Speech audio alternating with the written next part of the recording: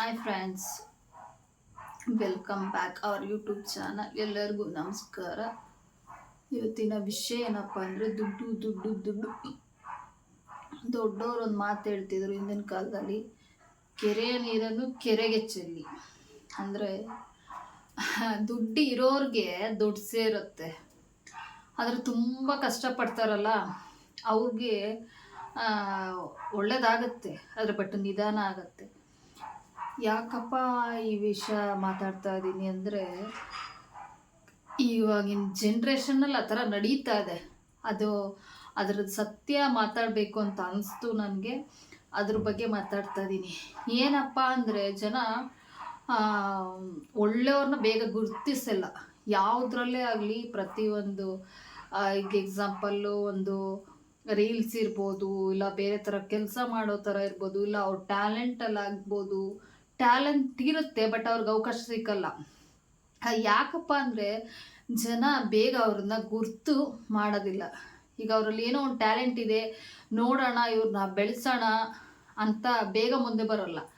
ಅದೇ Bhai talk to ಅನ್ನೋ ಇಂಗ್ಲೀಷಲ್ಲಿ 2 ಪದ ಬಿಟ್ಟು ಕನ್ನಡದಲ್ಲಿ 2 ಪದ ಬಿಡ್ತಾರಲ್ಲ, ಅವ್ರನ್ನ ಬೇಗ ಮೇಲೆ ಹತ್ತಿಸ್ತಾರೆ. ಯಾಕೆ ಅಂದರೆ, ಅದೇ ಹೇಳಿದ್ನಲ್ಲ, ಕೆರೆಯ ನೀರನ್ನು ಕೆರೆಗೆ ಚೆಲ್ಲಿ ದುಡ್ಡಿರೋರ್ನೇ ಬೆಳೆಸ್ತಾರೆ, ಬಡವ್ರನ್ನ ಬೇಗ ನೋಡಲ್ಲ. ಇದೇ ಇವತ್ತಿನ ಕಾಲದ ಪರಿಸ್ಥಿತಿ. ಅದಕ್ಕೆ ಬಡವ್ರ ಮಕ್ಕಳು ಬಡವರಾಗೇ ಉಳಿತಿದ್ದಾರೆ. ಈಗ ಸಾಹುಕಾರ ಮಕ್ಕಳು ಸಾಹುಕಾರ ಆಗ್ತಾರೆ. ಹೇಗೆ ಸಾಹುಕಾರ ಆಗ್ತಾರೆ? ಬಡವ್ರ ಮಕ್ಳು ಯಾಕೆ ಬಡವರಾಗಿರ್ತಾರೆ ಅಂದರೆ, ಅವರಿರೋ ವಾತಾವರಣ ಆ ಥರ ಇರುತ್ತೆ, ಅವ್ರ ಮನೆ ಪರಿಸ್ಥಿತಿ ಆ ಥರ ಇರುತ್ತೆ. ಅವ್ರನ್ನ ಬೆಳೆಸೋರು ಯಾರೂ ಇರಲ್ಲ. ಈಗ ರೀಲ್ಸಲ್ಲೇ ಆಗಲಿ, ಅದ್ರಲ್ಲಿ ವಿಷಯನೇ ಇರಲ್ಲ. ಅವ್ರು ತಿಂದಿರ್ತಾರೆ, ಕುಡ್ದಿರ್ತಾರೆ, ಮಲಗಿರ್ತಾರೆ, ಅದಕ್ಕೇ ಮಿಲಿಯನ್ ವ್ಯೂಸ್ ಹೋಗಿರುತ್ತೆ. ಅವರು ಕಷ್ಟಪಟ್ಟು, ಇವಾಗ ಒಬ್ಬ ರೈತ ಒಂದು ವ್ಯವಸಾಯ ಮಾಡೋಕ್ಕೆ ಎಷ್ಟು ಕಷ್ಟಪಡಬೇಕು. ಮಳೆ ಇಲ್ಲ, ಬೆಳೆ ಇಲ್ಲ, ಮಳೆ ಬರೋ ಟೈಮ್ ಮಳೆ ಬರಲ್ಲ, ಈ ಥರ ಎಲ್ಲ ಪರಿಸ್ಥಿತಿ ಇರುತ್ತೆ. ಅವ್ರನ್ನ ಯಾರು ಗುರ್ತಿಸಲ್ಲ. ಅಯ್ಯೋ, ಆ ರೀಲ್ಸ್ ನೋಡ್ತಾ ಇರ್ತಾರೆ, ಅಯ್ಯೋ ಮಾಡ್ತಾನೆ, ಅವ್ನು ಕಷ್ಟಪಡ್ತಿದ್ದಾನ, ಪಡ್ಲಿ. ಅವ್ನು ನೋಡೋದು ಇಲ್ಲ, ಅಟ್ಲೀಸ್ಟು ಲೈಕ್ ಮಲ್ಲ, ಅವ್ರನ್ನ ನೋಡೋದು ಇಲ್ಲ. ಏನು ಮಾಡ್ತಾ ಇರ್ಬೋದು, ಏನು ಮಾಡ್ತಿದ್ದಾರೆ ಅಂತ ಒಂದು ಸೆಕೆಂಡು ಯೋಚನೆ ಮಾಡಬೇಕು. ಯಾರನ್ನೇ ಆಗಲಿ ಆರ್ಟಿಂದ ಪ್ರೀತಿಸಿದಾಗ ಮಾತ್ರ ಅದು ಪ್ರೀತಿ ಆಗುತ್ತೆ, ನಿಜವಾದ ಪ್ರೀತಿಯಾಗಿರುತ್ತೆ. ಕಣ್ಣಲ್ಲಿ ನೋಡಿ ಪ್ರೀತಿ ಮಾಡೋದು ಯಾವತ್ತೂ ಪ್ರೀತಿಯಾಗಿರಲ್ಲ. ಈಗ ನೀವು ಯಾರಿಗೇ ಆಗಲಿ ಪ್ರೀತಿ ಕೊಟ್ಟು ನೋಡಿ, ಅದು ಪ್ರೀತಿ ಅಷ್ಟೇ ಪ್ರೀತಿ ನಮ್ಗೆ ಸಿಗುತ್ತೆ. ಈಗ ಪ್ರೀತಿ ಸಿಗದೇ ಇರೋನು ನೀವು ಪ್ರೀತಿ ಕೊಟ್ಟರೆ ಅದೆಲ್ಲ ವ್ಯರ್ಥ. ನೀವು ಪ್ರೀತಿಸೋರು ನಿಮ್ಮನ್ನು ಅತಿಯಾಗಿ ಹೆಚ್ಚು ಪ್ರೀತಿಸ್ತಾರೆ. ಆ ಪ್ರೀತಿ ಕೊಟ್ಟು ನೋಡಿ ಒಂದ್ಸಲ. ನನ್ನ ಅನುಭವದ ಪ್ರಕಾರ ಹೇಳ್ತಾ ಇರೋದು, ನಾವು ಎಷ್ಟು ಪ್ರೀತಿ ಕೊಡ್ತೀವಿ ಒಬ್ರಿಗೆ, ಅಷ್ಟು ರಿಟರ್ನ್ ಪ್ರೀತಿ ಸಿಗುತ್ತೆ ನಮಗೆ. ಅದೇ ನೀವು ಬರೀ ಕಣ್ಣಲ್ಲಿ ಪ್ರೀತಿ ಮಾಡಿದ್ರೆ ಅದು ಪ್ರೀತಿ ಆಗೋದಿಲ್ಲ. ಜಸ್ಟ್ ಇದು ಎಕ್ಸಾಂಪಲ್ ಹೇಳ್ತಾ ಇದ್ದೀನಿ ನಾನು. ಆ ಥರ ದುಡ್ಡಿರೋನೇ ನೋಡಿ ಬೆಳೆಸ್ತಾ ಇದ್ರೆ ಬಡವರಾಗೇ ಇರ್ತಾರೆ. ಓದಿ ಶ್ರೀಮಂತ ಆಗಬೇಕು ಅಂತಲೇ ಏನಿಲ್ಲ, ಓದಿ ಒಳ್ಳೆ ಜಾಬ್ಗೆ ಹೋಗಿ ದುಡ್ಡು ಸಂಪಾದನೆ ಮಾಡಬೇಕು ಅಂತಲೇ ಇಲ್ಲ.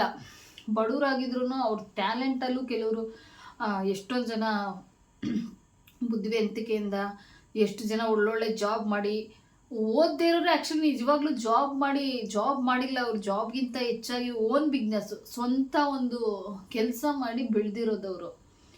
ಓದಿರೋರನ್ನ ಕಮ್ಮಿ, ಅವ್ರು ಕೆಲ್ಸಕ್ಕೆ ಹೋಗಿರ್ತಾರೆ, ಬಟ್ ಅದೇ ಅವ್ರ ಟ್ಯಾಲೆಂಟನ್ನು ಗುರ್ತು ಮಾಡೋರು ಇರಲ್ಲ. ಅದೇ ಪ್ರಾಬ್ಲಮ್ಮು. ಪ್ರತಿಯೊಬ್ಬರಿಗೂ ಒಂದೊಂದು ಟ್ಯಾಲೆಂಟ್ ಇರುತ್ತೆ. ದೇವರು ಒಂದು ಕಿತ್ಕೊಂಡ್ರೆ ಒಂದನ್ನು ಕೊಟ್ಟಿರ್ತಾನೆ. ಈಗ ಕೆಲವರು ವಿದ್ಯೆ ಕೊಟ್ಟಿಲ್ಲ ಅಂದರೆ ಅವ್ರಲ್ಲಿ ಏನೋ ಒಂದು ಟ್ಯಾಲೆಂಟ್ ಇದ್ದೇ ಇರುತ್ತೆ. ಬಟ್ ಕೆಲವ್ರಿಗೆ ವಿದ್ಯೆ ಕೊಟ್ಟಿರ್ತಾನೆ, ಬಟ್ ಅವ್ರಿಗೆ ಗೊತ್ತಾಗಲ್ಲ ಹೇಗೆ ಜೀವನ ಮಾಡಬೇಕು, ಹೇಗೆ ಕನ್ಫ್ಯೂಸಲ್ಲಿ ಇರ್ತಾರೆ. ಕೆಲವರು ಓದದೇ ಇರೋರು ಆಗಲ್ಲ, ನಾನು ಓದಿಲ್ಲ ಅಂತ ಅವ್ರು ಫೀಲ್ ಮಾಡ್ಕೊಳ್ಳೋದಿಲ್ಲ.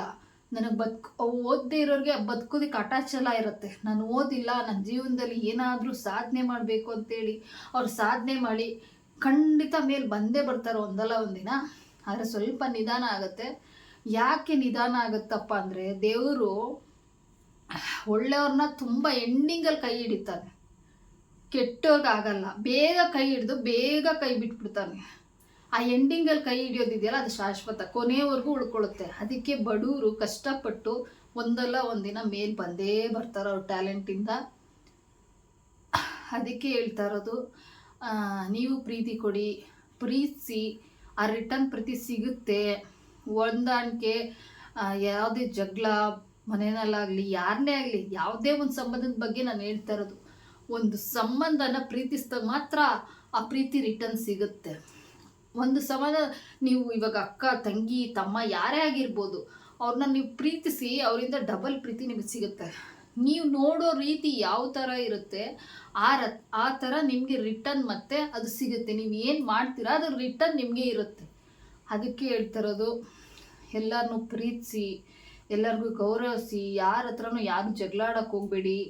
ಇರೋದೊಂದು ಜೀವನ, ಚೆನ್ನಾಗಿರೋಣ, ಎಲ್ಲರೂ ಖುಷಿಯಾಗಿರೋಣ ಅಂತ ಹೇಳೋದಕ್ಕೆ ಇಷ್ಟಪಡ್ತಾ ಇದ್ದೀನಿ. ಯಾಕೆಂದರೆ ಇವತ್ತಿನ ಜನ್ರೇಷನ್ ಆಗಿದೆ, ಒಂದು ಫೋನ್ಗೋಸ್ಕರ ಜಗಳ ಆಗುತ್ತೆ. ಇಷ್ಟೇ ಇರುತ್ತೆ ಮ್ಯಾಟ್ರು, ಇಷ್ಟಿರುತ್ತೆ, ಇಷ್ಟುದ್ದಾಗಿರುತ್ತೆ. ಅದರಲ್ಲಿ ಅರ್ಥನೇ ಇಲ್ಲ, ತೂಕನೇ ಇರಲ್ಲ ಆ ಜಗಳಕ್ಕೆ, ಆ ಮಾತಿಗೆ ತೂಕನೇ ಇರಲ್ಲ. ಸಣ್ಣಕ್ಕೂ ಜಗಳ ಆಗುತ್ತೆ, ಸಣ್ಣಕ್ಕೂ ಜಗಳ ಆಡೋ ಜೀವನ ಅಲ್ಲ ಇದು. ಯಾಕೆಂದರೆ ಈ ಜೀವನ ನಾವು ಎಂಜಾಯ್ ಮಾಡೋಕ್ಕೆ, ಜೀವನನ ನಿಜವಾಗ್ಲೂ ಜೀವಿಸೋಕ್ಕೆ ನಾವು ಹುಟ್ಟಿರೋದು ಅಂತ ಹೇಳೋದಕ್ಕೆ ಇಷ್ಟಪಡ್ತೀನಿ.